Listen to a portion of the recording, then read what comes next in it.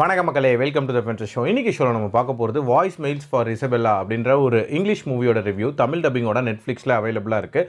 இந்த படம் ஒரு அமெரிக்கன் ரொமான்ஸ் ட்ராமா. தப்பான வாய்ஸ் மெயில் மெசேஜஸ்னால கனெக்ட் ஆகக்கூடிய 2 நபர்களை மையமாக வச்சு அமைக்கப்பட்ட கதை. ஆக்சுவலாக நம்ம ஹீரோயின் சின்ன வயசுலேருந்தே தன்னோட தங்கச்சியோட பயங்கர க்ளோஸாக இருக்காங்க அப்படின்னே சொல்லலாம். தன்னோட தங்கச்சிக்கு ஒரு க்யூர் பண்ண முடியாத ஒரு டிசீஸ் இருக்குது. அதனால் கொஞ்ச நாள்லே இறந்துருவாங்க அப்படின்ற ஒரு சூழ்நிலை இருக்குது. பட் இருந்தாலும் தன்னோட தங்கச்சியோட வாழ்க்கையும் சேர்த்து நம்ம ஹீரோயின் வாழ்ந்துட்டு இருக்காங்க.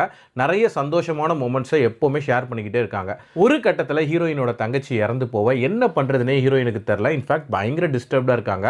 தொடர்ச்சியாக நம்ம ஹீரோயினோட தங்கச்சியோட மொபைலுக்கு வாய்ஸ் மெயில்ஸாக அனுப்பிட்டுருக்காங்க. அந்த நம்பர் நம்ம ஹீரோ கிட்ட இருக்குது. ஸோ ஹீரோ அந்த வாய்ஸ் மெயில்ஸ்லாம் படிக்கிறாரு. அதுக்கப்புறம் ஹீரோயினோட கனெக்ட் ஆக நினைக்கிறாரு. ஸோ இதுக்கப்புறம் நடக்கக்கூடிய சம்பவங்கள் என்ன, இவங்களோட ரொமான்ஸ் எப்படி போகுது, டுவர்ட்ஸ் எண்ட் என்ன ஆகுதுன்றதான் அந்த படத்தோட கதை. இந்த படத்தோட அந்த இனிஷியல் சீக்வன்ஸ், அதாவது நம்ம ஹீரோயினுக்கும் அவளோட தங்கச்சிக்கும் இருக்கக்கூடிய அந்த பாண்டிங் சீன்ஸ் இருக்குல்ல, அது ரொம்ப ரொம்ப நேச்சுரலாக எடுத்திருந்தாங்க அப்படின்னே சொல்லலாம். இன்ஃபேக்ட் நிறைய ஃபீல் குட் மூமெண்ட்ஸுமே இருந்துச்சு. அண்ட் அந்த முக்கியமான சம்பவம் நடக்கும்போது பயங்கர டிஸ்டர்பிங்காக இருந்துச்சு அப்படின்னே சொல்லலாம்.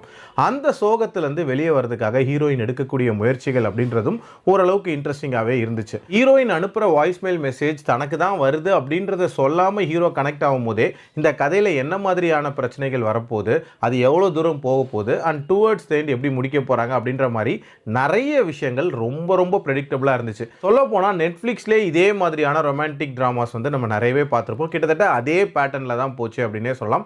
கண்டிப்பாக அந்த இடங்களில் கொஞ்சம் புதுமையாகவும் கொஞ்சம் இன்ட்ரெஸ்டிங்காகவும் ப்ரெசென்ட் பண்ணியிருந்திருக்கலாம். ஓவரால் ஒரு சராசரியான ஒரு ரொமான்ஸ் ட்ராமா. டைம் இருந்தால் ட்ரை பண்ணி பாருங்கள். என்னோட ரேட்டிங் 2.5 out of 5. அடல்ட் கண்டென்ட்டை பொறுத்த வரைக்கும் ஸ்ட்ரிக்ட்லி ஃபார் அடல்ட்ஸ். ப்ராப்பரான அடல்ட் சீன்ஸே இருக்குது. மீண்டும் அடுத்த விமர்சனத்தில் சந்திக்கிறேன். நன்றி, வணக்கம்.